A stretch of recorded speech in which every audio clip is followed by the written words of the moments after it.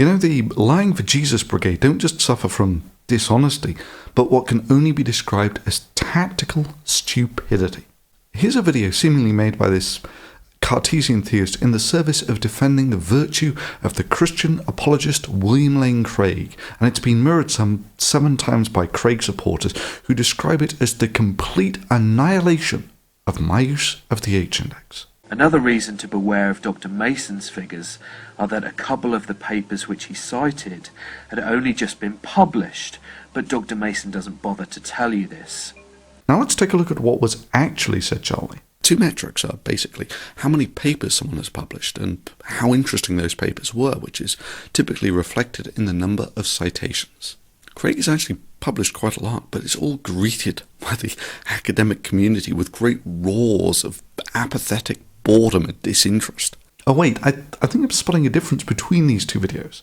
That's right, according to the Lying for Jesus Brigade, I don't tell people when these papers were published. Another reason to beware of Dr. Mason's figures are that a couple of the papers which he cited had only just been published, but Dr. Mason doesn't bother to tell you this.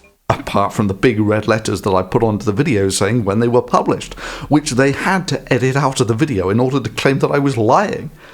I mean, let's just muse on the sheer dishonesty of that for a while. The William Lane Craig defenders here actually had to edit this video to take those dates out. This can't have been some casual oversight or mistake. This required premeditation. They actively had to edit the video to take out those dates such that they could suggest that I was being dishonest. And it doesn't stop there. What's the very next scene? The very next scene where it specifically says less than 10 citations on papers published in the last decade, which again was cut out.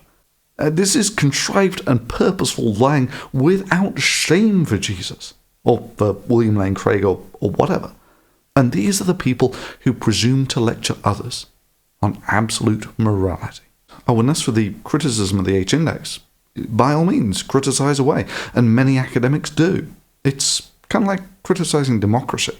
I mean, democracy, just like the H-index, is ridden with problems. But nonetheless, the fact remains that it's still the best game in town, for, in the H-index's case, for getting a quick assessment of someone's academic achievements.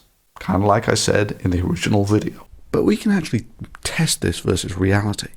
You see, publication records give you a pretty good assessment of what people have achieved. Sure, it doesn't tell you if someone is right or not, but it does give you a good idea of the academic achievements over their career. That is, it gives you a good feeling of the size of their academic balls. 2 metrics are basically how many papers someone has published and how interesting those papers were, which is typically reflected in the number of citations. Craig has actually published quite a lot, but it's all greeted by the academic community with great roars of apathetic boredom and disinterest. I guess the nearest analogy would be assessing someone's sporting achievements based on what events they have competed in and what medals they won. I mean, sure, it's not a perfect way of assessing things, but there is a remarkably good correlation between winning multiple Olympic golds in the 100 meters and being a good sprinter. Oh, and to the Lying for Jesus Brigade who still think that Craig is some sort of great academic, despite the fact that virtually no one deems his work important enough to cite, I've got a simple challenge for you. Actually read what you think is his best peer-reviewed paper, his greatest single advance to the understanding of mankind, and make a video about it. Oh yeah, a bunch of Craig supporters have just turned white. You see, this is the thing that I seem to have done that those dedicated to defending the size of Craig's academic balls haven't. I've actually read some of his papers, and it's my assessment that Craig should feel lucky that he's averaging as many as 2 citations for such, frankly, vacuous work. It is an embarrassment, really, I think. Well, I can agree, and I suspect Michael may as well.